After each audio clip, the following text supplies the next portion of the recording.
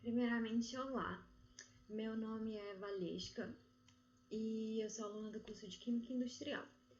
Hoje nós vamos falar um pouquinho sobre a utilização de métodos gravimétricos e volumétricos na análise de alimentos. Bom, os alimentos, antes de serem comercializados, eles precisam passar por análises com o objetivo de conhecer a composição das matérias-primas e dos produtos alimentares, apreciar o valor nutricional e funcional dos alimentos, garantir a conformidade com aspectos sanitários e garantir que estão seguindo as legislações. A escolha do método analítico a ser utilizado vai depender do produto que eu quero analisar. E para análise de componentes maiores, nós utilizamos métodos analíticos clássicos, também conhecidos como métodos analíticos convencionais. E dentre eles, nós podemos citar os métodos gravimétricos e os volumétricos, que serão abordados nesse trabalho. Primeiramente, nós vamos falar sobre métodos gravimétricos aplicados na determinação de gordura do doce de leite. Bom, os métodos gravimétricos são quantitativos e se baseiam na determinação da massa de um composto que eu quero conhecer, o meu analito, meu composto de interesse. Os métodos gravimétricos são divididos em gravimetria por precipitação, onde o meu analito ele é separado pela formação de um precipitado, a gravimetria de volatilização, onde o meu analito ele é formado pela conversão em um gás, e a eletrogravimetria, onde o meu analito ele é separado pela conversão em um eletrodo. Bom, a gordura do doce de leite ela é determinada após desnaturação de proteínas e de carboidratos, sendo que para isso utiliza-se ácido clorídrico sob aquecimento. O resíduo contendo a gordura ele é separado por filtração, é seco e ele é extraído com éter de petróleo, como será visto mais à frente no procedimento dessa técnica. Para esse experimento, nós vamos precisar de alguns materiais, dentre eles balança analítica, beckers de 100 e 600 ml, estufa, chapa aquecedora, bastão de vidro, pérolas de vidro, provetas de 100 ml, vidro de relógio, Erlenmeyer de 500 ml, fita indicadora de pH, balão de fundo chato de 300 ml, extrator de Soxhlet, pinça de metal, dessecador com sílica gel. Vamos precisar também utilizar a capela de exaustão, bem como papel de filtro e funil de vidro. Reagentes necessários são ácido clorídrico, éter de petróleo e uma solução de nitrato de prata 0,1 molar. Bom, o procedimento. Primeiramente, nós precisamos pesar de 5 a 10 gramas de doce de leite e colocar em um becker de 100 ml. Em seguida, nós vamos transferir essa amostra para um becker de 600 ml, adicionando 100 ml de água e também utilizando bastão de vidro para misturar essa solução. Vamos então adicionar 60 ml de HCl e pérolas de vidro e vamos tampar esse becker com um vidro de relógio. Vamos aquecer esse becker em uma chapa aquecedora até que se alcance a fervura. Ao alcançar a fervura, o becker será mantido ali por 30 minutos. Deixamos esse becker ali e à parte vamos aquecer 1 litro de água, de 90 a 95 graus Celsius. Nós vamos pegar 100 ml dessa água e adicionar a amostra que está no meu becker ainda quente. Nós vamos então lavar o vidro de relógio e filtrar a amostra usando papel de filtro previamente umedecido. Nós vamos lavar o becker e o papel de filtro com água quente para garantir que não sobre ali nenhum resíduo da minha amostra. Por fim, nós precisamos certificar que o filtrado ele esteja neutro e com ausência de cloreto. Para verificar se esse filtrado está neutro, nós vamos utilizar fitas indicadoras de pH e para verificar a ausência de cloreto, nós vamos utilizar a solução de nitrato 0,1 molar. Bom, em seguida, nós vamos colocar esse resíduo sobre um vidro de relógio contendo papel de filtro seco. Esse resíduo neutro e sem a presença do meu cloreto.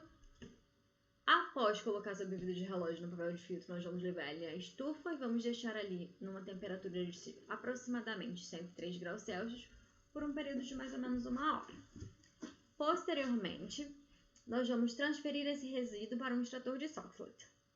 À parte, nós vamos pesar um balão de fundo chato de 300 ml e vamos acoplá-lo ao extrator de Soxhlet. Esse balão de fundo chato, ele deve ter sido previamente aquecido em uma estufa por 2 horas e nesse momento ele já tem que estar resfriado. Bom, nós vamos realizar agora a extração sob aquecimento utilizando 250 ml de éter durante 4 horas. Após a extração, o solvente deve ser removido desse resíduo por destilação. Esse meu produto obtido, então, vai estar dentro do balão de fundo chato. Nós vamos secar o balão de fundo chato e vamos levá-lo à estufa, a temperatura novamente de 103 graus Celsius, por volta de 1 hora, para aquecer. Em seguida, nós vamos resfriar em dessecador e vamos pesar a massa. Depois vamos voltar essa amostra 30 minutos à estufa e vamos repetir o processo de aquecimento na estufa e de resfriamento no dessecador até que o peso dessa amostra seja constante. Quando o peso dessa amostra for constante, a gente vai conseguir fazer o cálculo da porcentagem de massa de gordura no doce de leite, de forma simples, que vai ser a relação entre a massa de gordura obtida no final dividido pela massa da amostra pesada inicialmente, multiplicado por 100 para que seja obtido um resultado em porcentagem. Bom, o outro método que vamos falar hoje é o método volumétrico na determinação de bases voláteis totais em pescados e derivados. Os métodos volumétricos, eles se baseiam na determinação da concentração de um constituinte de uma amostra, um analito, a partir da reação deste com uma solução de concentração conhecida. A volumetria ela tem sido usada em análises quantitativas há mais de 200 anos. Ela é tradicionalmente considerada como método primário de análise, também podendo ser utilizada na verificação de métodos secundários de análise. Bom, nós vamos determinar a concentração de uma solução com uma quantidade conhecida de uma substância que é pura, e essa determinação é uma titulação de padronização, ou simplesmente padronização. Então, essa solução com uma quantidade conhecida de uma substância, ela é chamada de solução padronizada.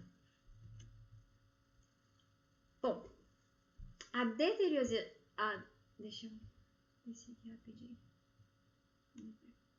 A deteriorização do pescado estocado sob refrigeração é devido à ação enzimática bacteriana e resulta na produção de vários compostos, como trimetilamina, dimetilamina, amônia e ácidos voláteis. A porcentagem de bases voláteis pode ser uma indicação do grau de conservação do pescado, dependendo da espécie, ou seja, pode ser um indicativo de que esse pescado está estragado. Por que a depender da espécie? Porque algumas espécies elas apresentam naturalmente uma concentração alta de bases voláteis totais, o que não vai significar que ela está estragada, mas sim é uma característica inerente a essa espécie. Neste método volumétrico, neste método de determinação de bases voláteis, a amônia e as aminas voláteis são destiladas para racha a vapor em meio levemente alcalino e são quantificadas por volumetria de neutralização. Bom, quais são os materiais que nós vamos precisar para realizar essa experiência, essa determinação? Será vidro de relógio, um balão de queda de 800 ml, uma proveta de 300 ml, um condensador de Liebig, um Erlenmeyer de 500 ml e uma bureta de 15 ml.